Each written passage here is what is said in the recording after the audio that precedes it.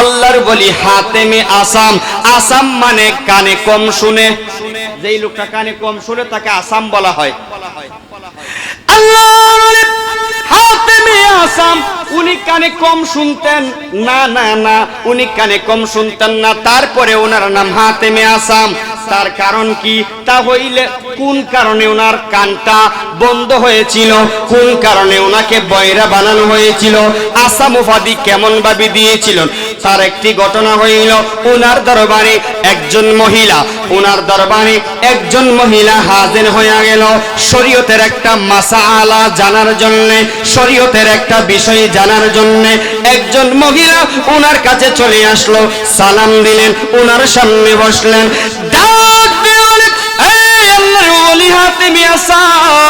আমি আপনার দরবারের মধ্যে চলে আসলাম। ও আল্লাহর ওলি হাতেম, আপনার দরবারে আসার কারণ হইল আমার এমন এমন একটা সমস্যা, সেই সমস্যার সমাধানের জন্য একটা মাসালার দরকার, এই মাসালার সমস্যা সমাধান আপনি দেন। এই কথা বলতে বলতে ওই মহিলার পেটের ভিতর থেকে একটা বায়ু বের হয়ে গেল। কি বের হয়ে গেল? একটা বায়ু বের হয়ে গেল। উনি একজন আল্লাহর ওলি, উনি একজন মহিলা। ওই মহিলার যখন বায়ু বের হয়ে গেল, মহিলাটা তো লজ্জায় লাল হয়ে গেল, হাই হাই এইটা কি হয়ে গেল, এইটা কি হয়ে গেল। ওই মহিলার লজ্জায় শরমে আর কথা বলতেছিল না। আবার আল্লাহর ওলি হাতিম ডাক দিয়া বলেন, মা গো মা, আমি একটু কানে কম শুনি, তুমি একটু জোরে বলো। সুবহানাল্লাহ। যদি একটু মনোযোগ দিয়া বসেন কথা শুনবেন। আর যারা এলোমেলো একবার আয় একবার যায় একবার বয় একবার উঠে, এরা ওয়াজ শুনতো না, এরা আগাগুড়ি কিচ্ছু হয়তো না। সেরকম ঠিক না বেটি? যে কারণে আপনারা যারা আছেন আলহামদুলিল্লাহ, আপনারা একটু মনোযোগ দিয়ে বসবেন। আপনারা শেষ পর্যন্ত, বেশি সময় না, শেষ পর্যন্ত একটু বসবেন, কথাগুলো শুনবেন। আলহামদুলিল্লাহ বলেন। আল্লাহর ওলি হাতেমে আসাম, উনি কিন্তু কানে কম শুনে না, কিন্তু ওই মহিলাটা যে বায়ু বের হইল, যদি এখন উনি বলে যে আমি শুনছি, তাহলে একটা লজ্জা পাইতো না? এই লজ্জার থেকে বাঁচানোর জন্য মহিলাটাকে ওই আল্লাহর ওলি হাতেম ডাক দিয়ে বলেন, মাগো আমি একটু কানে কম শুনি, তুমি একটু জোরে বলো, তোমার কথাটি আমি শুনতে পেলাম না। মহিলা ডাক দিয়ে কয়, আল্লাহ বাঁচাইছে আমার। শুনছে না কথা, যেহেতু শুনছে না, আমার ভিতর থেকে যে শব্দ বাইরেছে এটাও শুনছে না। মহিলাটা ডাক দিয়া বলেন, তাহলে আমি জোরে বলতে হবে? হ্যাঁ হ্যাঁ জোরে বলতে হবে। তখন জোরে বললেন, জোরে বলার পর এই সমস্যার সমাধান মাসালা আল্লাহর ওলি সমাধান করে দিলেন।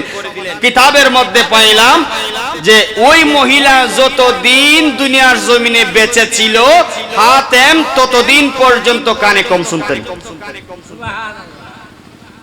আর ওই মহিলা প্রচার করছে যে উনি তো একটু কানে কম শুনে, তোমরা গেলে জোরে কইও, উনি তো কানে কম শুনে। কারণ মহিলার অভ্যাস তো, যদি এক কথা শুনে লাইতে পারে তখন এক মহিলা ওই সারা এলাকা, ঠিক না? ঠিক না? একবার সারা এলাকা যদি পীর সাহেবের তাবিজ যদি কাম না দেয়, তখন ডাক দেখে বাপরি গেছিলাম, কোনো কাম হয় না, পুরা এলাকা আর এই পীর সাহেবের দ্বারা যাইতো না। আর যদি একটু ফুয়ে কাম হয়ে থাকা, সর্বনাশ, কান্দুরা গেছিলাম দরবার শরীফও, হ্যাঁ পীর সাহেবে একটু দোয়া করছিন, আমার তো কাম হয়ে গেছে গা। একজনের কথা শুনে না সারা এলাকার মানুষ কত হলো সবাই কান্দুরা হয়ে যায়। ঠিক না? ঠিক বলেন। মানে যেমনি লাইন ধরবই। কথা কই না গেল। আমার ওই মহিলা যতদিন হায়াত পেয়েছিল, ততদিন আল্লাহর ওলি হাতেম আসাম নামে ছিলেন, ততদিন আল্লাহর ওলি কানে কম শুনতেন। ওই মহিলা যতদিন ছিলেন, ওই আল্লাহর ওলি হাতেমে আসাম, উনি একদিন রাস্তা দিয়ে হাঁটতে হাঁটতে হাঁটতে হাঁটতে বাজারের মধ্যে চলে গেল। বন্ধুরি, ও আমার ভাইরা বাবারা, ও আমার ক্ষমতাপুরের বন্ধুরা, আমি জানি আপনারা একটু শান পছন্দ করেন, আমি জানি আপনারা একটু শানে মুর্শিদি ভালো পান, যেই কারণে কথার মাঝখানের মধ্য দিয়ে মাঝে মধ্যে ইনশাআল্লাহ শান গাওয়ার চেষ্টা করব। কথাগুলো আগে শোনার বোঝার চেষ্টা করবেন। আল্লাহ রহমাতুল্লাহি আলাইহি উনি বাজারের মধ্যে যখন চলে এলো, বাজারের পাশে দাঁড়িয়ে একটা দৃশ্য দেখতে পাইলেন। মারহাবা বলেন। বাজারের মধ্যে উনি ঢুকে গেলেন। বাজারের মধ্যে ঢুইকা একটা দৃশ্য দেখতে পাইলেন। ওই দৃশ্যটা কোন দৃশ্য দেখতে পাইলেন?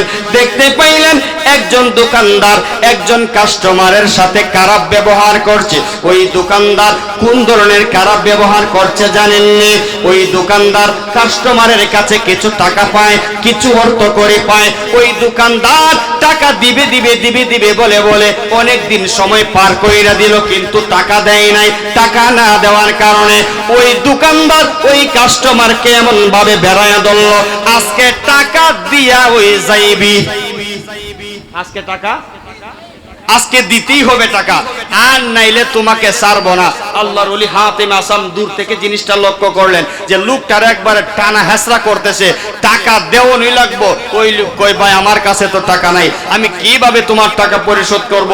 আমাকে 2 দিন সময় দাও, আমাকে 5 দিন সময় দাও। না, তোমাকে সময় দেওয়া হবে না, আজকেই তোমাকে টাকা দিতে হবে, নতুবা তোমার যেই কোনো একটা জিনিস আমি রেখে দিতে বাধ্য হব। এই জিনিসটা দেখার পর আল্লাহর ওলি হাতেম আসাম একটু সামনে গেলেন, দোকানদারের সাথে কথা বললেন, দোকানদার তুমি কেন কাস্টমারের সাথে এইভাবে খারাপ আচরণ করতে শুরু করলেন? ওই দোকানদার ডাক দিয়ে বলেন, আপনি কে? আমি আপনাকে চিনি না। ওই লোকটা দিবে দিবে দিবে দিবে বলে বলে অনেক দিন হয়ে গেল আমার টাকা দেয় না, যেই কারণে ওগো জৈনিক ব্যক্তি আমি ওই লোকটাকে আজকে ছাড়বো না, না টাকা দিবে আর নতুবা তাকে আমি বন্দি করে নেব। এই কথাগুলো যখন বলতে শুরু করলো, আল্লাহর ওলি হাতেমে আসামের বড় রাগ উঠে গেল, বড় গুসা উঠে গেল। এই দোকানদার, তুমি তারে টাকা না দিলে ছাড়বা না, কোনা ছাড়বো না। একটা কাজ করো, তোমার কতগুলো টাকার দরকার, আজকে সমস্ত টাকা দিবে তারপরে জানাবো।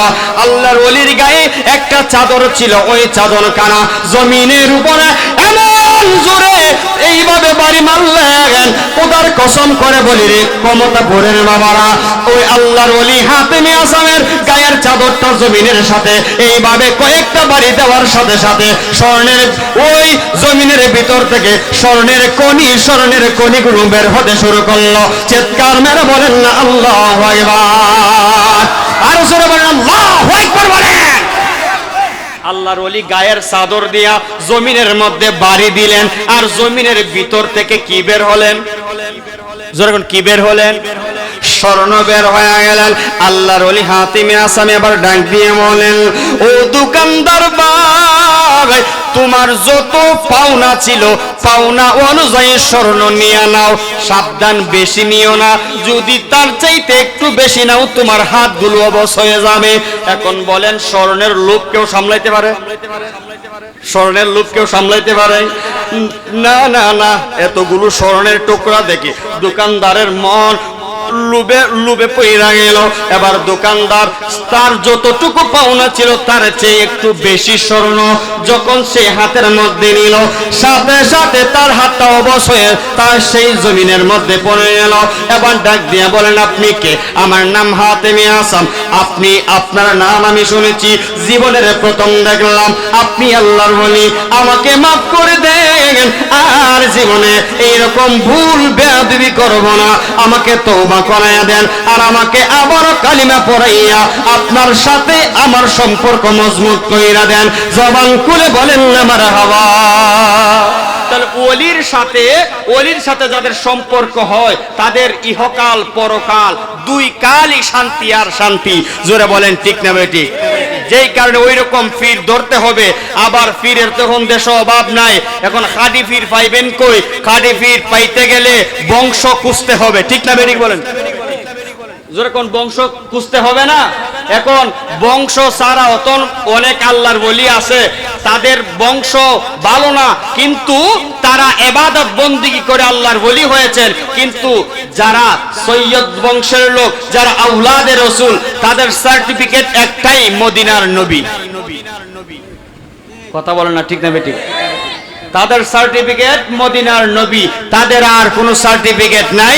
এই সিলসিলা অনুযায়ী আমাদের ঐতিহ্যবাহী কান্দরা দরবার শরীফ যারা আছেন, পীরজাদাগণ, সাহেবজাদাগণ, পীর সাহেবগণ, তারা আওলাদে রাসূল। চিৎকার মেরে বলেন মারহাবা।